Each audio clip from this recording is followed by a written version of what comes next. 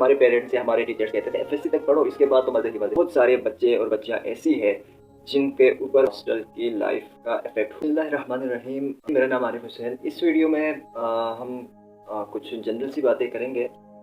तो सबसे पहले तो उन तमाम बच्चों को मुबारकबाद, कंग्रेचुलेशंस हो जिनका बड़ी मुश्किल से MBBS में अपनी जगह बनाने में कामयाब हुए, क्योंकि इस साल आप लोगों ने देखा मेरिट बहुत ज़्यादा ऊपर चला गया।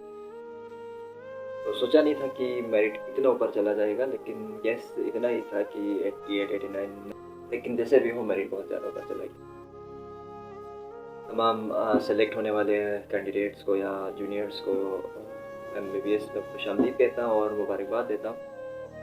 और साथ ही साथ उन तमाम बच्चों को, जैसे कि बहुत ज़्यादा बच्चे हैं, 750 से 800 के करीब बच्चे, उनका एडमिशन नहीं हुआ, तो उनके लिए बेस्ट ऑफ लक है कि अगर आप लोगों का MBBS में एडमिशन नहीं हो रहा, परेशान होने वाली कोई बात नहीं है, क्योंकि बहुत सारे ऐसे फील्ड्स हैं जिसमें आप लोग एडमिशन ले सकते हैं।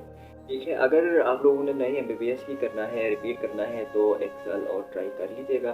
तो 1 साल और ट्राई कर लीजिएगा।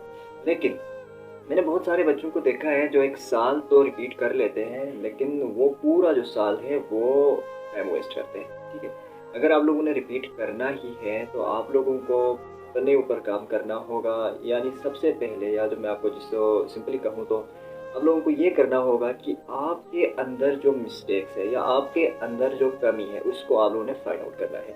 जैसे कि अगर मैं अपनी एक एग्जांपल आप लोगों को दूं, तो जब मैंने रिपीट किया तो उस वक़्त 2016-17 की बात है। उस वक़्त ये होता था कि जो इंग्लिश के पेपर 30 एमसीक्यूज़ आते थे और 5-5 नंबर के एक एमसीक्यूज़ होता था। तो जब मैंने टेस्ट दिया तो मेरे इंग्लिश में बहुत ज़्यादा कम एमसीक्यूज़ सही थे, और मैंने रिपीट किया और मैंने पूरा साल जो 7 से 8 महीने इंग्लिश के ऊपर काम किया। इंग्लिश वर्ल्ड अकेडमी है, आप सब जानते हैं, सिकंदर में सर इब्राहिम के पास मैंने क्या इंग्लिश पढ़ी और मैंने उसके ऊपर काम किया, और अगले साल मेरे इंग्लिश में भी अच्छे नंबर आए, मेरा एडमिशन हो गया। कहने का मतलब ये है कि अगर आप लोगों ने रिपीट करना है तो आप लोगों को सबसे पहले आपके अंदर जो कमी है, आपको लगता है कि जिसकी वजह से जो भी है, या आपके कॉन्फिडेंट की वजह से, या आपके नॉलेज की वजह से, या किसी जो भी फैक्टर है जिसकी वजह से आपके नंबर नहीं आए, उसको सॉर्ट आउट करना है, फाइंड आउट करना है और उसके ऊपर काम करना है। ठीक है, बाकी हो जाएगा, बेस्ट ऑफ लक। और जिन बच्चों ने रिपीट नहीं करना, वो लोग अपने जो बड़े हैं या अपने टीचर्स हैं, अपने जानने वाले हैं, तो उनके साथ डिस्कस करके किसी अच्छे फील्ड में एडमिशन लीजिए। और जिन बच्चों का अब एडमिशन हो गया है, तो बच्चों सिंपली बात यह है, अब मैं आप लोगों के साथ एक दो बातें खुल के बताना चाहता हूँ कि अब वो बात आप लोग जहन से निकाल दीजिएगा कि एफएससी कर लो, आगे लाइफ मज़े की है। तो नहीं है भाई, एफएससी के बाद लाइफ मज़े की नहीं है। या हमारे पेरेंट्स या हमारे टीचर्स कहते थे एफएससी तक पढ़ो, इसके बाद तो मज़े ही मज़े है, पढ़ना कोई नहीं है। तो मैं आप लोगों को ये बात शुरू से ही बता दूं कि यहाँ पे एफएससी करने के बाद आगे लाइफ मज़े की नहीं है। स्पेशली जो MBBS में जो बच्चे आते हैं उनकी बात कर रहा हूँ।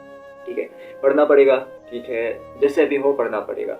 हमारे एक प्रोफेसर होते अल्लाह उनको, अभी भी लंबी उम्र थे, और वो हमेशा कहते थे कि आप लोगों को पढ़ना पड़ेगा। या तो आप लोग क्लास टेस्ट में पढ़ो, अगर क्लास टेस्ट में नहीं पढ़ना तो आपने सेटअप्स में पढ़ना है, सेटअप्स में नहीं होना तो एनुअल एग्ज़ाम में पढ़ना है, एनुअल एग्ज़ाम में नहीं तो सप्ली में पढ़ना, सप्ली में नहीं तो डिटेल में पढ़ना है, लेकिन पढ़ना पड़ेगा। तो MBBS एक ऐसा फील्ड है, ऐसी जगह है जहाँ पे आपको पढ़े बगैर पास नहीं हो सकता, तो पढ़ना पड़ेगा। ठीक है, तो जैसे ही आप लोग माइंड बना कर आ जाइएगा कि पढ़ना है। ठीक है, अब बहुत सारे बच्चे ऐसे होंगे, अब मेरी इस बात से जो इत्तेफाक नहीं करेंगे कि पढ़ना है, तो मेरा मतलब ये नहीं है कि आप लोग 24/7 किताब लेके बैठे रहें, ऐसा नहीं।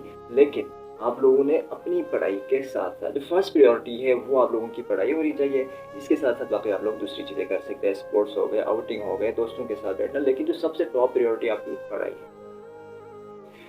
और इसके अलावा बहुत सारी चीज़ें ऐसे हैं जो मैं चाह तो नहीं रहा कि डिस्कस करूं, लेकिन मुझे लगता है कि डिस्कस कर लेना चाहिए।